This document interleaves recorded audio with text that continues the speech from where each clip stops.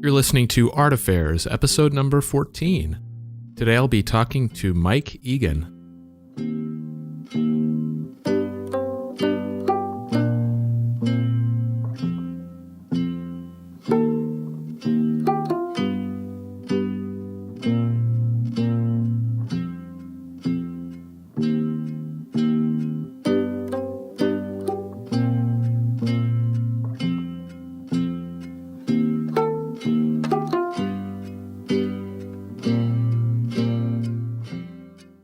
Alright, so my name's Michael Faith, and this is Art Affairs. If this is your first time listening, Art Affairs is meant to give you a look at and into the new contemporary art community, featuring conversations with artists, gallerists, curators, shining a spotlight on the human side of the wonderful work they do. You can dig through previous episodes complete with show notes at artaffairs.podcast.com, and you can check out new episodes on all your favorite podcast platforms. Of course, if you like what I'm doing here, be sure to subscribe. And you can always connect with the show on Instagram and Facebook at Art Affairs Podcast. All right, so today's guest is artist Mike Egan. Mike, who was brought up just outside of Pittsburgh, creates paintings, acrylic on wood, that focus heavily on death. Well, death and religion and fortune, but death always seems to be at the center of it. But not necessarily in a bad way.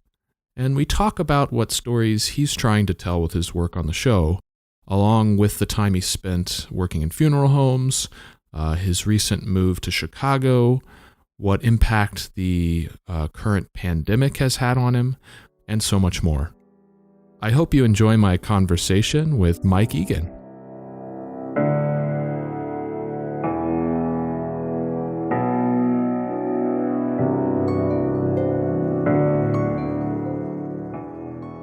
Mike, welcome to the show, man. It's good to have you. Oh, thanks for having me. I appreciate it. All right, so let's talk a little bit about your background.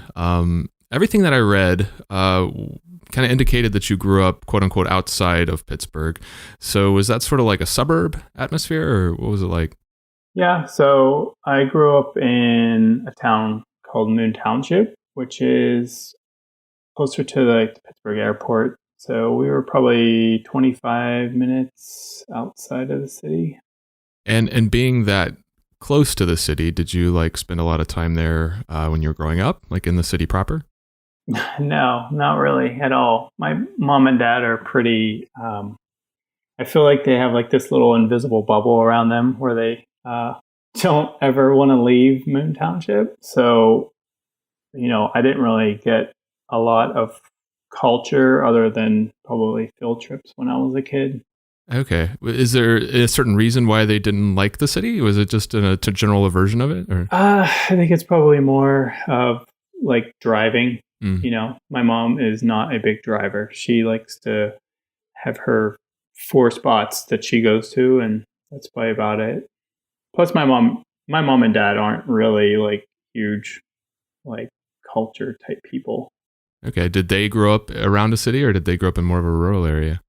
My dad grew up in Coriopolis, which is kind of basically right down the hill. It's more of a working class part of the suburbs where we were at. And my mom grew up in Still Rocks, which is part of like the McKees Rocks, which is closer to the city. Okay. And what kind of work did they do when you were a kid? My mom worked retail for pretty much her whole life. She owned like kind of a country gift shop for a long time and did like retail after that. And my dad was a plumber. He's now retired. Okay, very cool. And so none of those are really creative as far as like pursuits go. How did you end up getting interested in art? I really have no idea. I feel like drawing and coloring was probably a cheap way for them to keep me busy as a kid. Crayons and paper just kind of set me on the floor and let me go at it. But I feel like probably once I found out that I could draw and I really enjoyed it, it was a way for me to impress other kids in school. So I think that was probably a big ego booster for me as a kid. And what kind of art were you like interested in? What got you excited as a kid and inspired you to create? Um, like elementary school, I remember some of the earliest stuff that I was doing were breakdancing related stuff. From that movie Breakin' was really popular whenever I was a kid, and then yeah, more like music stuff. Third grade, I was really into Run DMC, LL Cool J, and the Beastie Boys. And I just remember that first Beastie Boys album cover, the plane crashed. Like trying to like redraw that all the time. And probably like sixth grade, I remember another big one was Guns N' Roses, Appetite for Destruction. Oh yeah, it's classic. That cross with the skulls. You know, it's probably the first time I learned how to draw skulls. Very cool. So you obviously recognized pretty early that art was something that you were interested in. Had you really imagined it being a career at that point, or was it more of just a thing that you did as a hobby? No, I never really thought of it being a job. I don't think I ever knew. I don't think anybody ever told me like, oh yeah, you could actually do this and get paid for it. You know, it was much more about just keeping myself entertained, I think. Okay, but when you went to college, you did end up focusing on art though, right? Yeah. So I went to a small university called Edinburgh, which is 20 minutes south of Erie, Pennsylvania. Um, I initially actually went to college to do art education because there's the whole like, well, you gotta, if you're gonna do art, it has to be tied to some other form of paycheck. You know, you have to have like a full day job to do it.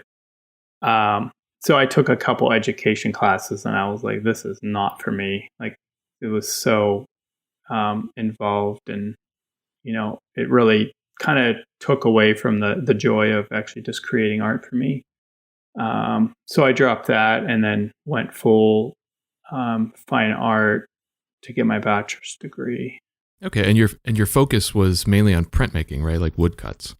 Yeah, so I think as like the timeline went, it was like everybody in the fine art thing always took like I think there were two drawings and two um, probably something silly like an overall kind of color theory type class.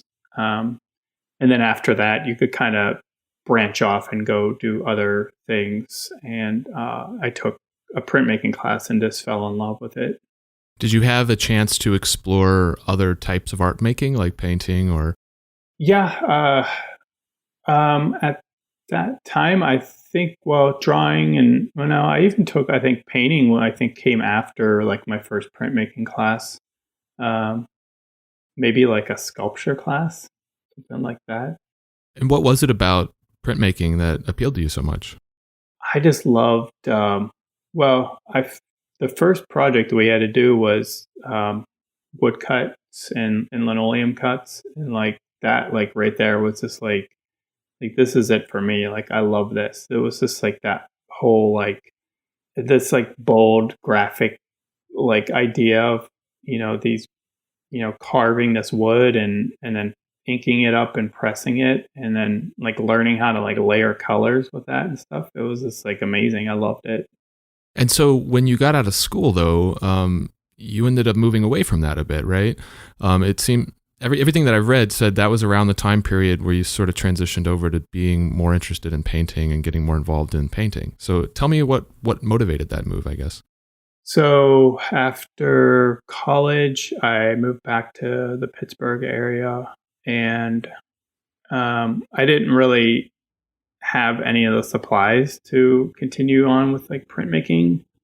Um, you know, this is, so I definitely say this is pre, you know, internet is not what it was, you know, isn't what it is now, I guess I should say. So there wasn't any like, oh, I just need printmaking supplies. I'll just get them on Amazon. You know, it was like, you know, it was still pretty early on. So I think the thing for me was is I just kind of continued to draw with pencil and paper And then I think I probably just went to like a craft store and bought like painting supplies and was like, well, I'll just kind of mess around with this stuff and see what happens.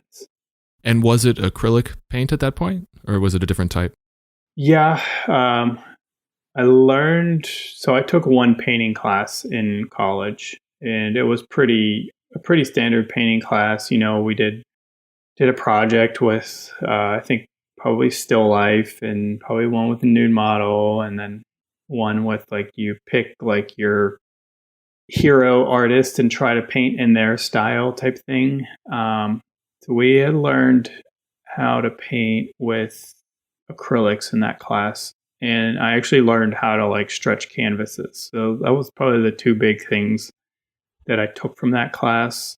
Um, so I at least had those skills. I could take that stuff home and like I learned how to I could stretch my own canvases and gesso them and um, just paint. And painting as an activity itself, since you only really took one class, I'm guessing a lot of it was self-taught after that.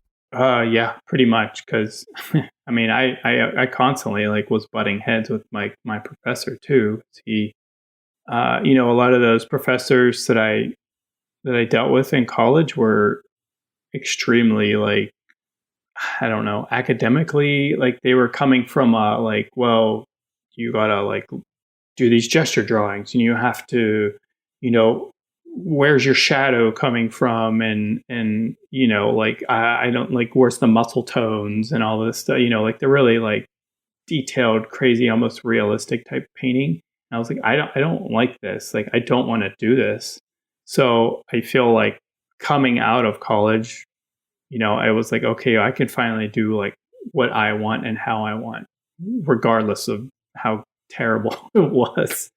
So what was that early work like?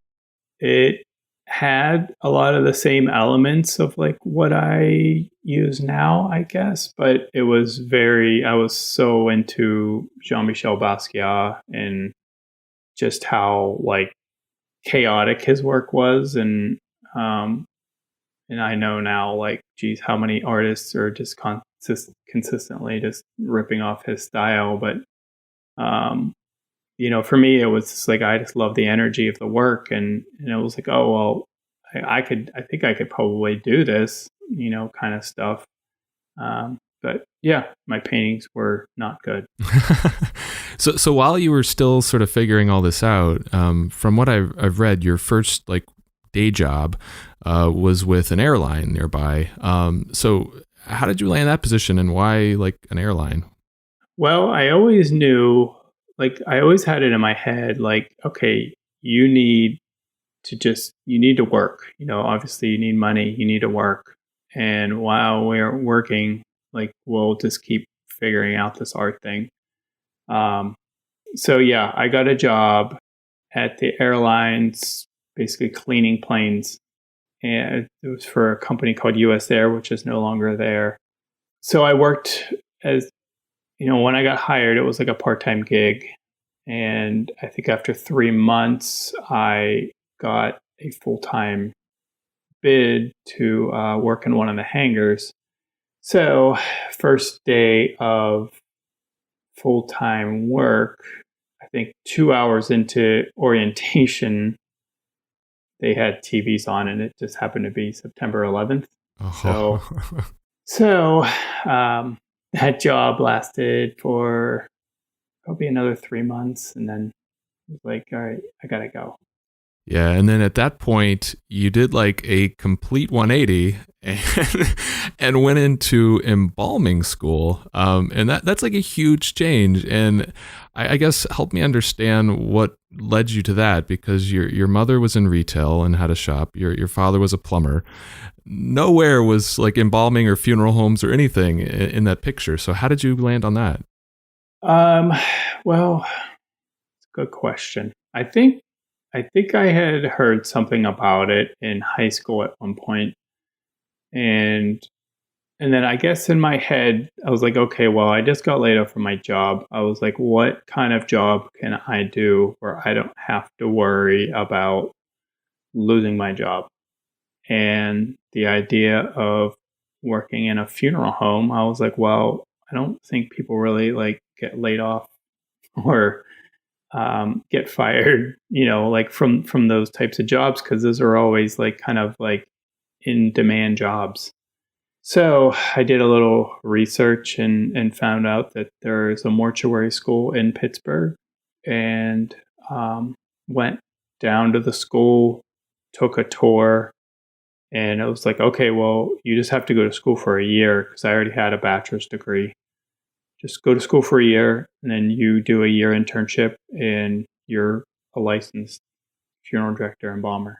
So I basically kind of jumped right in, and then uh, probably I think a month into school, I ended up living like on the third floor of a funeral home and with like a bunch of other students, and we would help the funeral directors do the embalmings and work on funerals with them, and we'd be the ones that would get up at 3 o'clock in the morning and go pick up people at hospitals and stuff. It was pretty crazy. That's crazy. And so once you graduated, you got full-time work what, in Reading, Pennsylvania, I think it was? Yeah, so I did my internship at a small town north of Pittsburgh, and then I applied for another job. They were looking for an embalmer. They had, I think, 4 or 5 locations in the Reading area. They did 500 calls a year, which is a lot, you know. Um, so went out there, and basically, yeah, my job was, I think, Thursday through Thursday through Monday. Basically, I was on call 24 hours a day. Oof. And but yeah, whatever came in, anytime the phone rang, it was like, all right, here's the information. Go get them and embalm them. And then I was doing the cosmetics and dressing and casketing, and then helping guys get people to the certain locations that they needed to be in. Oh, wow. So within that 4 days, 24 hours a day, how much of that time were you actually actively working versus waiting for the call?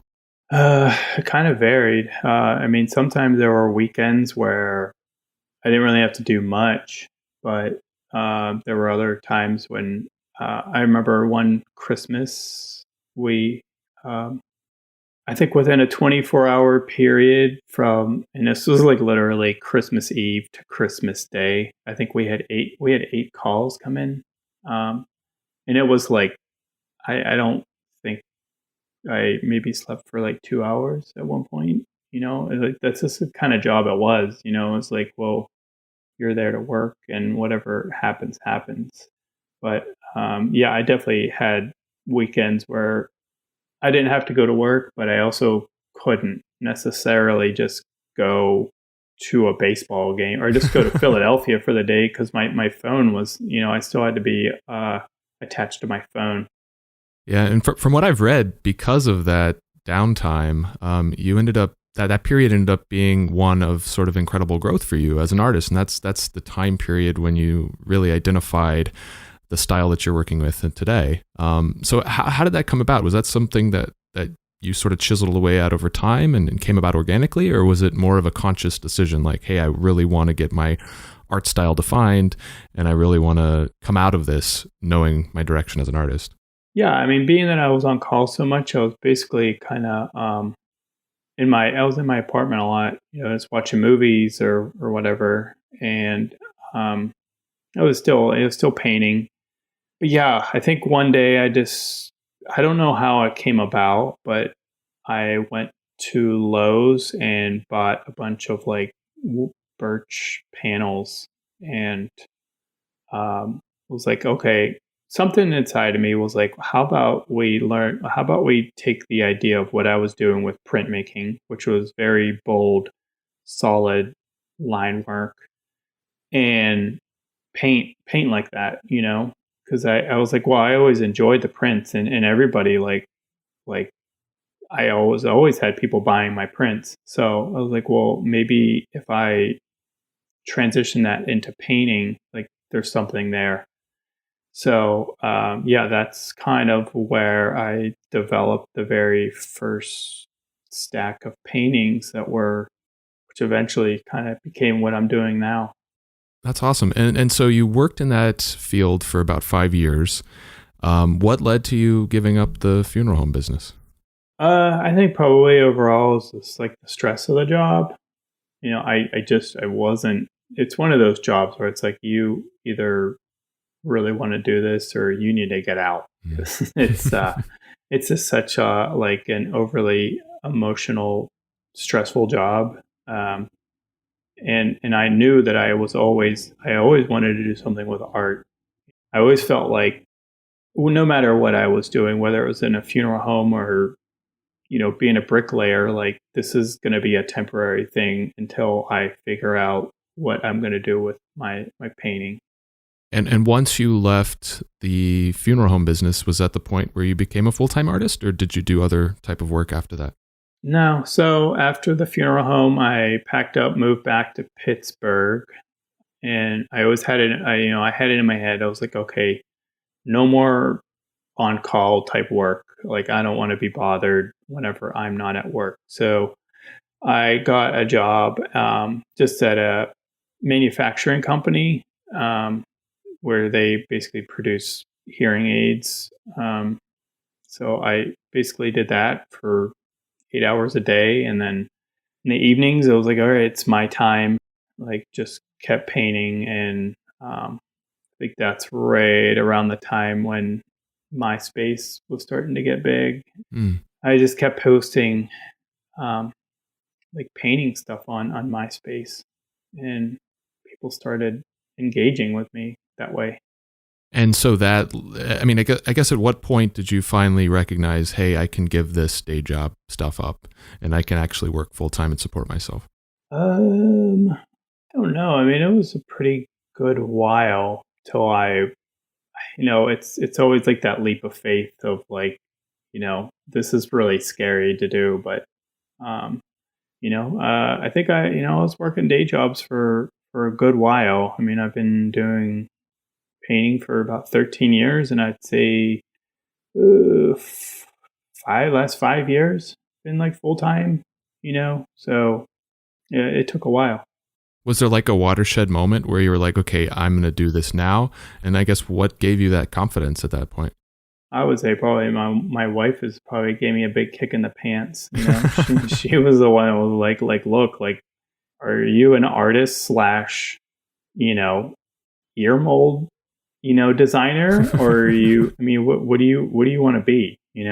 And so it's like, okay, that's fine, And she always, she works good jobs, so she's like, like, look, we're gonna be okay. Just you've got, you have a good following and you make amazing work. Just keep doing it. That's great. And that's really awesome that you had her support and sort of nudging you in the direction that you, I think, probably really wanted to do, but didn't have the confidence necessarily. Yeah. That's awesome. Let's talk a little bit about your style. So one of the things that really stands out to me as probably an influence is the Mexican tradition, especially around Dia de los Muertos and the whole sugar skull aesthetic. What is your particular relationship with that tradition, and how did that become, I guess, an influence for you? I mean, I would say probably more as like a younger kid. When I was probably in college, it was like I think I was more attracted to like the idea of like the skulls, like in the colors of the whole thing, but not really fully understanding like the culture at all. And as I grew and actually like read into it, I was always so attracted by the idea that that culture is like celebrating like a person's life, and the candles and the altars and everything. Just something that I was so fascinated with. And in that tradition, as you sort of said, the sugar skulls are placed on altars in families' homes, and they're really meant to represent a departed soul, right? honoring their return on the Day of the Dead. So are your pieces done in the same spirit where they're meant to pay homage to individuals who've passed? Some of them are definitely. I've certainly had plenty of commissions where, a wife just lost her husband and she wants a painting that kind of represents him, and there's certain elements to the paintings that, you know, I'll incorporate things that he loved as throughout his life. There's certain numbers, whether it's birth date or anniversary dates, that I'll incorporate. But sometimes these skulls can represent just crappy days that I'm having, or bad experiences that I've had in my life. Mm. Um, Bad relationships, or whatever. So it's kind of a giant mixed bag, I guess. And death really has played a big role in your work throughout. And does that come from the time that you spent as an embalmer, or was that already an influence for you and something you already had a strong interest in even before you got into the funeral home business? I think like back in college, I was doing like a lot of death themed work. I did have, pieces that did have coffins in it and skulls and stuff. But I think my printmaking professors really turned me on to like a big world of artists that kind of used those themes in their work, like a lot of the German expressionists, like Kathy Kollwitz, or the Mexican printmaker Jose Guadalupe Posada, people like that. It was always like I was always attracted to like the visuals of it. And then of course, later, once I got into the funeral homes, it's like literally like putting like a face to like the actual thing. I was like, oh wow, these are like people that were alive, and they're not, they're dead now. Like, so I think that really intensified the idea of life and death for me.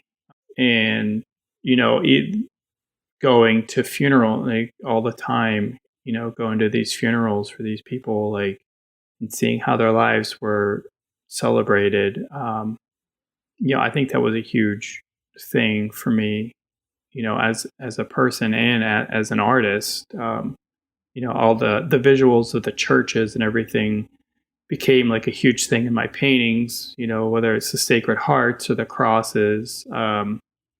You know, I wasn't, I was raised Catholic, but kind of got out of that.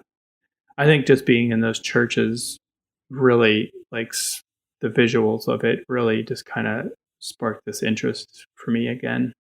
Very cool. Numerology is also something that I see a lot in your work. A lot of use of 1977, which is the year you were born. So back to sort of incorporating yourself into the work. But also 13 and some other numbers kind of hover in and out of the work that you do. What are the significance of these numbers? And is numerology something that you think a lot about? Yeah. So, yeah, the idea of 1977 is obviously a way for me to incorporate myself into my work. It's, I just actually started a clothing company called 1977 last year. So that's definitely something that I identify with. But the use of 7 and 13 are like kind of good luck, bad luck numbers for me, I guess. So, I can put a 7 on a skeleton that's happy and is kind of having a good day. Or, I can put 13 in the eyes of like a devil that's kind of throwing up skulls, and it just kind of like ways, I guess, for me to almost kind of portray like what kind of day that I'm having, or what kind of mood I'm having, or obviously, I mean, you look at like the current state of what's going on right now, it's like kind of bad. So, so there could be a lot of 13s coming out of my work right now. Understandable.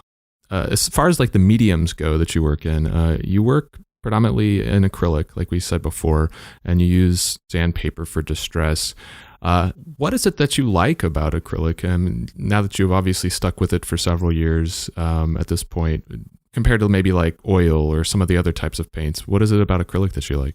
I just like the speed of like what I get, how I get to work. I don't really blend my paints too much. So like, I really tend to like a very bold, graphic, clean style of painting. The acrylics allow me to work at a kind of a breakneck speed almost, and I can work on 4 or 5 paintings all at once, and they're all drying, and I can kind of jump around and kind of be a little bit more spontaneous. And because your work has obviously a lot of influence from your early woodcut experiences, have you ever considered going back to doing woodcuts since it's something you really were influenced by and enjoyed? Definitely. I've thought about it quite a bit. It's just something that I never really followed up with as far as like trying to find a studio to work at. Being that I probably do need a press and facilities to do that, but we just moved to Chicago in February, so I'm pretty sure that Chicago has a pretty good history of printmakers here. So it's on my bucket list to do while I'm here, for sure. Are there other mediums that you'd like to explore as well? Yeah, I think if you named a medium, I could probably just say yes. I mean, ceramics would be amazing to, what would my skulls and my devil heads look like, made out of clay and fired in kilns. I think that would be fun to do. I did maybe probably done a few murals, but I've never really like played around with spray paint or anything like that. I would love to do that a little bit more. Even like drawing or other forms of printmaking, that would be a lot of fun too. Awesome. To tell me a little bit about your process. Like, how do you take one of your pieces from concept to final? Do you just jump right into painting on panels, or do you draw on the panels first? Like, how do you typically develop a piece? I don't think I have like a very finite, concrete way of doing things. Sometimes a painting can be on a small little post-it note, just kind of a scribble. These ideas, I feel like sometimes I've heard somebody else say this about, a comedian said this about, finding jokes, that it's almost like catching like butterflies in a net, whenever like you're walking and something comes to you. I feel like that's kind of the same way for me, that these ideas can sometimes pop in my head as I'm going out for a long walk.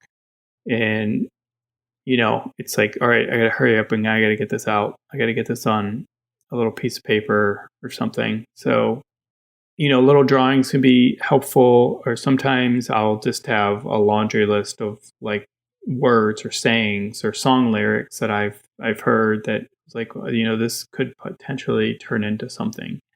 So I never kind of go into a painting like 110% like, okay, this is exactly what's going on this panel.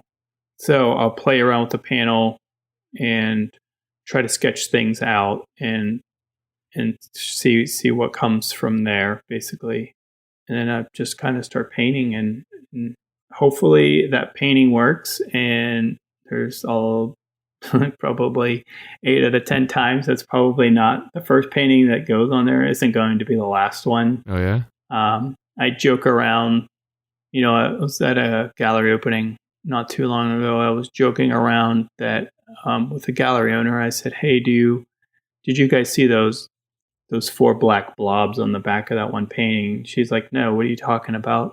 And I showed her, and I was like, "Look, it's kind of like this little mini graveyard on the back of because I had painted out titles from old paintings that were on that panel, and and the last one was written on there. So, if paintings don't work, I I enjoy reusing the panels and kind of painting over, and I enjoy the idea that somebody, at an opening, like I'll see them kind of like staring at the paintings, like, oh, you can kind of see like you kind of see a head or a face here, you see skulls here, and then they kind of start to try to engage with me a little bit more with, um, you know, why it's like that.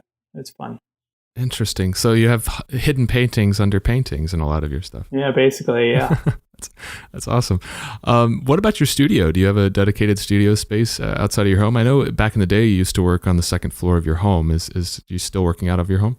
Yeah. So we just moved to Chicago in February. So we have a 3 bedroom apartment right now, and I have one of the bedrooms that I'm using for my studio. So actually worked out well, being that we're all kind of working from home now. Yeah, for sure. And what is your typical studio practice like in a normal time period? Like when you're working on a normal day, what is that like? Pretty early riser. I'm up at 5 a.m. Take care of the dog, take care of the cat. They are the king and queen of the house, and they get first priority of everything. Coffee, and then straight to the studio. That's kind of that time period between like 5 and 7 is my brain's just firing, and my creative process is like that's when it's like at its best. So I try to no interruptions, just go in and try to, sometimes I'll just sit and write or draw to see what comes up. But yeah, then 7 o'clock is usually workout, eat breakfast, back at it till noon, lunch, back at it till 2, walk the dog, back at it till probably like 5 or 6. And then from then, hopefully, no more work. At that point, I'm just, there's no use in me continuing to work just because I'm just so fried at that point. So, Yeah, that's a long day. yeah. You mentioned earlier that you'd done some murals, and I wanted to talk to you a little bit about that. On more than a few occasions, and usually connected with a solo show, you've painted larger scale murals within the galleries that your shows were in. Do you like working at larger scales like that? Is that something you enjoy? Yeah, it's a lot of fun because it's like, all right, here's this big blank wall, like what do you want to do with it? Yeah, I think I've did it in like San Jose, San Francisco, and Portland. Um, and yeah, it's just like a great way for, I think it's a great way for, people that actually make it to the gallery, they get to experience that in person. And, people that don't go to the gallery aren't experiencing that. And it's a great way to kind of, it kind of ties in the whole show all together. But it's fun to just kind of jump up on ladders and, you know, sit there with a giant, a pencil and paintbrush and see what I can come up with. Do you typically approach that larger size work like that differently than you would, say, a regular wood panel piece? No, it's just, like, and I don't know if I talked to you about it, but like I tend to like work with a lot of templates, like in my work. So I've got a bag full of 100 different like size skulls and everything, and devil heads and crosses and coffins. So that's the only thing that really changes is that those templates can get a lot bigger. But yeah, it's a fun process. I really enjoy it. So do you use those templates, if we go back to the templates, do you use those templates in your regular work as well? Almost like stencils on a spray painted piece? Yeah. It was like one of those things that I kind of discovered when I was working on it early, that I was like, okay, well, it would be fun to like do like a giant group of skulls. And I was like, "Oh, I gotta like hand paint or I gotta hand draw like every single one of these skulls and make sure that they all like are somewhat consistent with each other." I was like, all right, well, what if I just made one skull out of paper, cut it out, and now I have the same consistent shape and size for all of those skulls. So yeah, that's kind of where that grew out. Me being a little bit more lazy kind of paid off. Well, and it sort of takes some of the things that you may have incorporated into your stuff as a woodwork, as a wood cut print person. Like, I mean, a lot of the same ideas of stenciling and reproduction, right? Yeah. Yeah. I mean, with printmaking, yeah, it was kind of come up with your initial sketch. And, it's such I think printmaking could kind of be very unforgiving, because you're inking up the board and you're like, all right, here we go. Like, if something is screwed up on this, like, there's really not a whole lot you can do as far as like fixing this. So, it's very like, make sure everything is lined up and you know, good to go from the very beginning. So, I think, yeah, with painting, it's fun to have these templates that I can kind of play around with, and it almost becomes like a little bit of a, like paper dolls for me. Like Mm. those jointed paper dolls, and I kind of sit there and play around with the arms and the legs and reposition them, and like, okay, this looks cool. I'm gonna freeze it here, trace it, and then see what else I can do. So then that even helps you be quicker or more efficient as far as like composition goes, working out your compositions on the piece, right? Yeah, definitely. Yeah, that definitely helps. And yeah, I don't know why, like the thought of like, say, like somebody like Mark Ryden, who like works on like what, two paintings a year, like that sounds like pulling teeth to me. Like like I just like, I'm just so like, I'm constantly just like go go go go Mm. go, and like this energy is just kind of like coming out of me like when I'm working. So um any anything that I can do to like kind of help that is definitely a plus for me. Very cool. And then back to the murals. Do you use different mediums for the murals? You said you didn't use spray paint, so is it all acrylic and brushes, just like you would a smaller piece? Um, Inside was all acrylic and brushes, and then I did one wall here in Chicago, I think in 2016. That was all exterior paint, and I actually, unfortunately, hand brushed that whole thing. That was like 37 feet by, I think, 8 feet. It was a pretty big piece, and yeah, I think I did that over like 3 days. Was that connected to an exhibition like the others were, the outside one? Yeah, I did a show at Matthew Rauschman Gallery here in 2016, and the people at the gallery had hooked me up with that wall. So it was kind of like a anything goes, you can do whatever you want type thing. And now that you're back in Chicago, have you had a chance to go check it out? It's no longer there, unfortunately. I just Really? found that out. Yeah, RIP. Oh man, did something like get built there instead, or did they paint over it, or what happened? I think that there's kind of a thing with a lot of the murals here that you're guaranteed for like 2 years at a minimum, but just know that I think they kind of like give other artists opportunities, and yeah, got painted over, unfortunately. Oh man, what a bummer. Yeah. Is it something that you'd like to do more of, and maybe even at a larger scale? Yeah. I think, I think I need to learn a lot more about it. Like I said, like spray paint would be something that I would love to do. I mean, the idea that some of those guys that paint, an entire side of a building is like bonkers to me. Like, how do I like learn how to like scale my work to like get to that size? But that would definitely be something that like I would love to see a giant Mike Egan skull like looking down, like crying blood, like on a gigantic building. So that would be a lot of fun.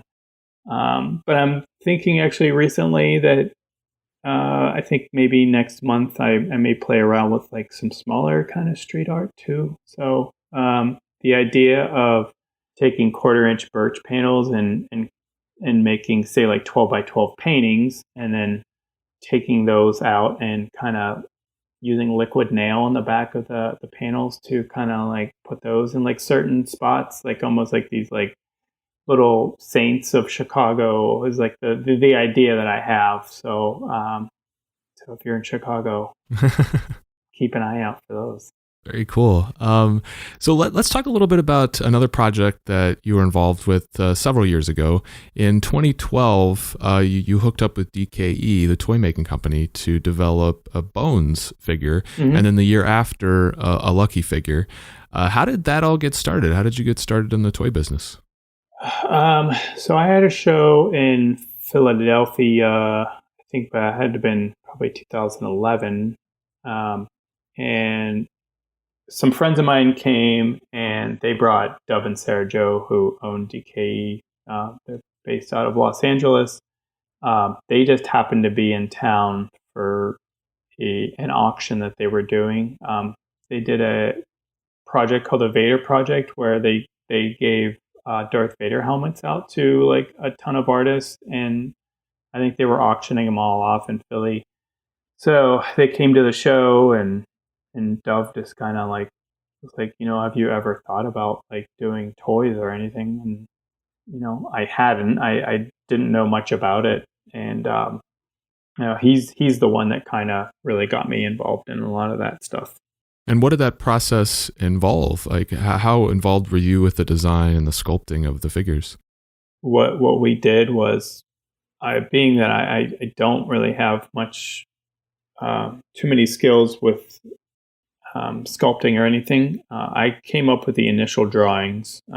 So we needed like a front, a back, and like a 3/4 view of my character and what I wanted to look like. Once we had that all done, we took it to what's the name of the company? Pretty in Plastic in Los Angeles. So we had them do the sculpt for us, and went through that whole process. So once we had the sculpt done, we had Luke Rook from Lulabelle Toys, who is based in Japan. He's the one that actually did the production of the toys for us. Okay. So it was fun because it wasn't like just like me creating something. I actually got to like work with other people, and it was great to see like final products and stuff.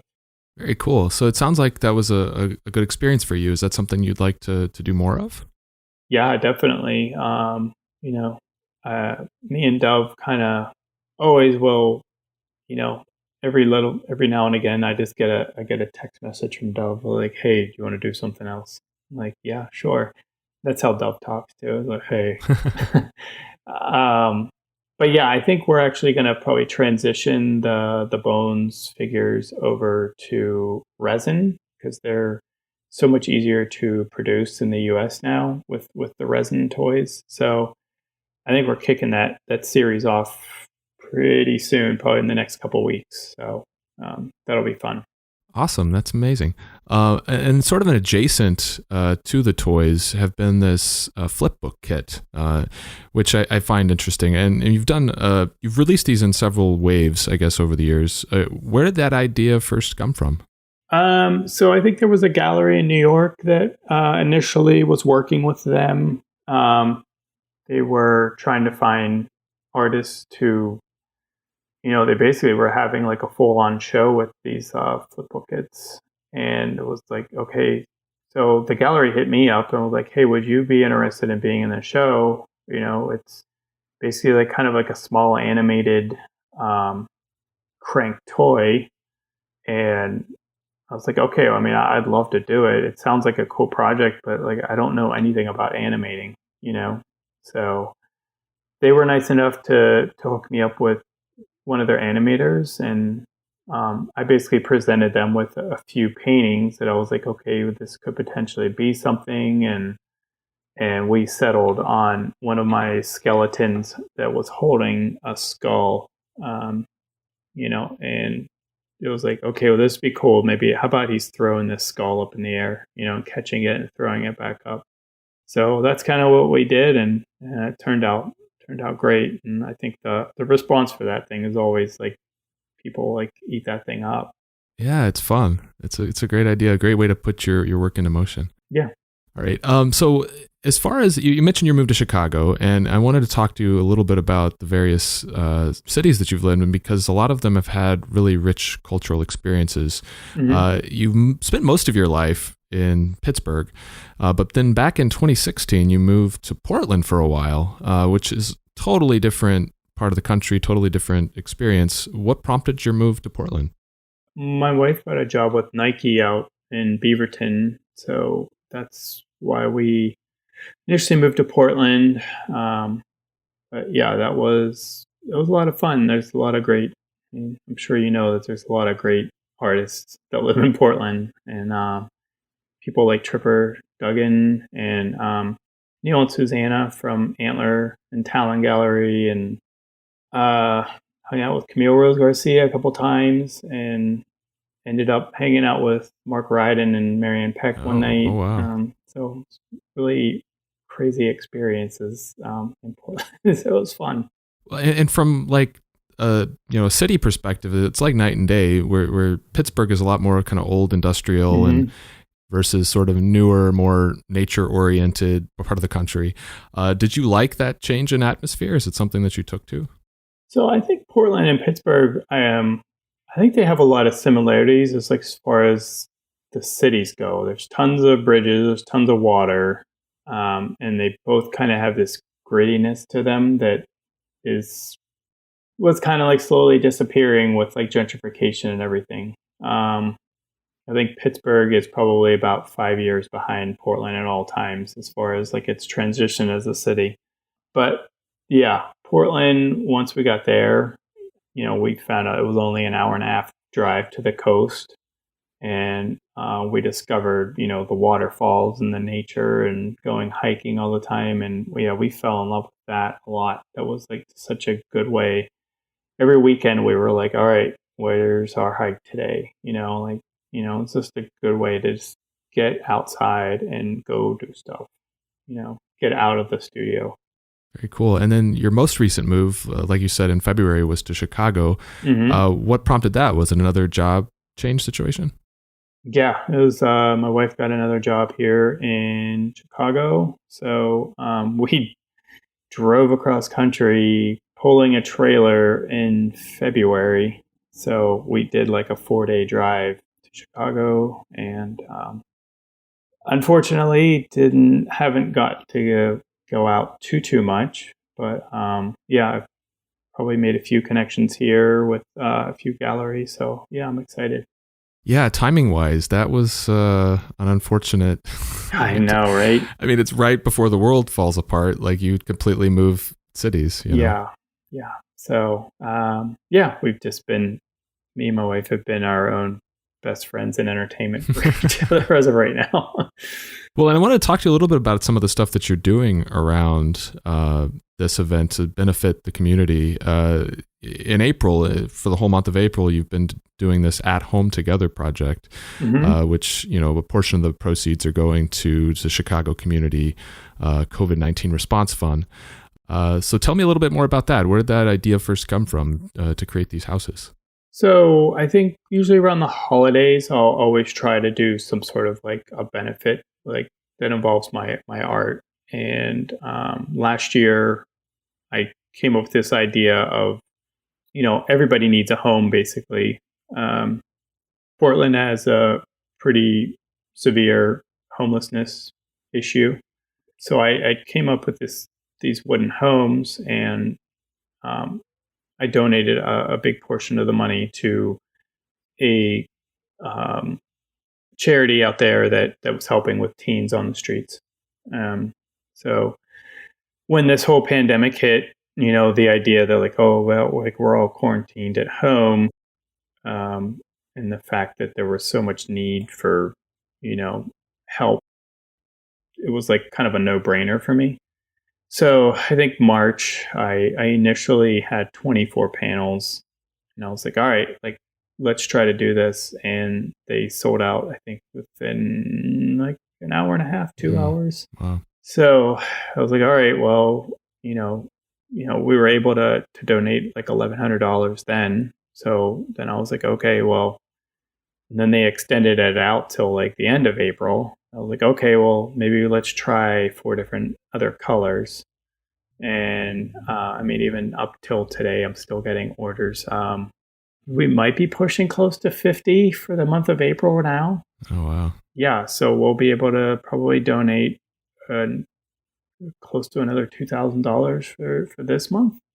So, it was like kind of a quick shift for me. It was like, okay, well, instead of trying to push $2,000 paintings on people when I know like people are hurting for money right now, like what is something small that is going to be meaningful for people? And these houses have been a good answer for me. Yeah, that's wonderful. I really love that idea. Thanks. Another thing that's coming up for you is a new solo show that you have happening in June 5th at Stranger Factory in Albuquerque. So what can you tell us about that new body of work? So I think my ideas for that show are going to be kind of like what we're dealing with after this whole pandemic is, once we're kind of have things under wrap a little bit. I think the ideas of kind of like first aid and, Red Cross and,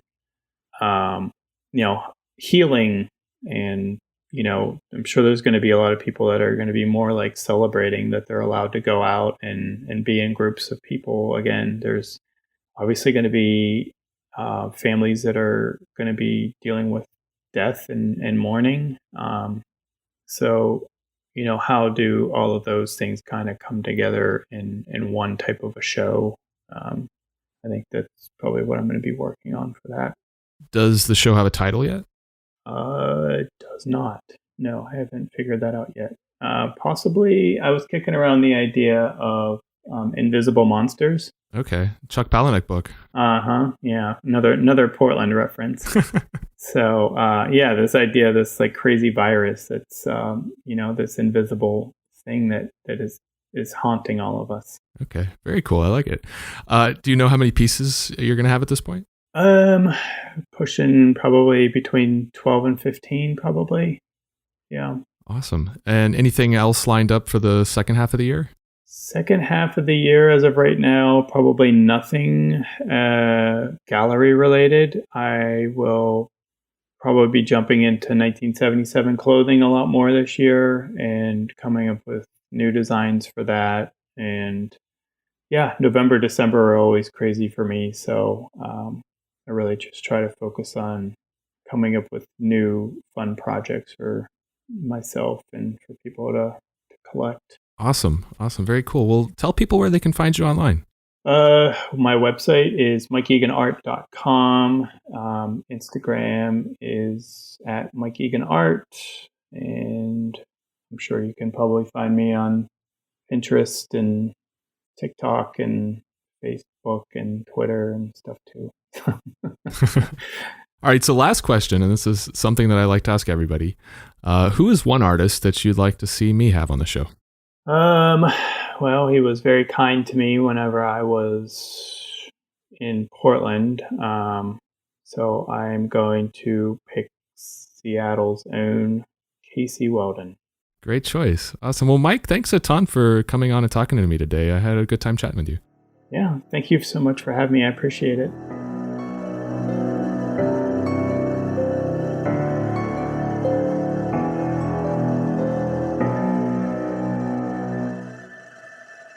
So that's it for this episode of Art Affairs. I hope you enjoyed my conversation with Mike. I really found Mike's trajectory through life to be such a fascinating one. He grew up with a strong interest in the arts, but not really having a solid idea of how to make that into a career, and also not really having a good feel for his, own artistic voice. He goes to work for the airline nearby after he graduates, only to lose that due to 9/11, which interestingly is like the third person that I've had on that had 9/11 in some way play a role in the outcome of their career, which is something that maybe we should inspect someday. But he ultimately made a left turn at that point, a complete 180, and became an embalmer and work in the funeral home business. And it was there, of all places, where he finally found his voice and crafted his unique style, which really, in a lot of ways, was a return to some of the same aesthetic qualities from his days making woodcut prints in college. Now, with a stronger focus on death and religion, thanks to his constant exposure within his world as an embalmer, the product of all of those things has yielded the style you all see from Mike today. Also, Mike's latest project for charity, At Home Together, was a pretty awesome idea, creating more affordable, generally more accessible pieces with a good portion of the sales going to a charity benefiting his local, Chicago community, is a really great way for an artist to help out. And I love the idea for the solo show in June, sort of imagining what the nature of the world will be as we all get to the other side of this pandemic. What will that new normal look like? And how will different communities be adjusting based on how they were affected during the outbreak? Really interesting stuff. So thanks again to Mike for joining me today, and thank you for checking out the show. I'm truly grateful for your support.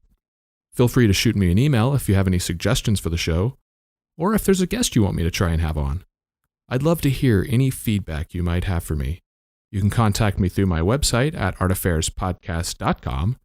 And like I said at the front of the show, you can go there to check out any previous episodes. You can also find the show on Instagram and Facebook at Art Affairs Podcast. And last but not least, if you're on Apple Podcasts, I'd be super grateful if you took a moment to review the show. It really helps out so much.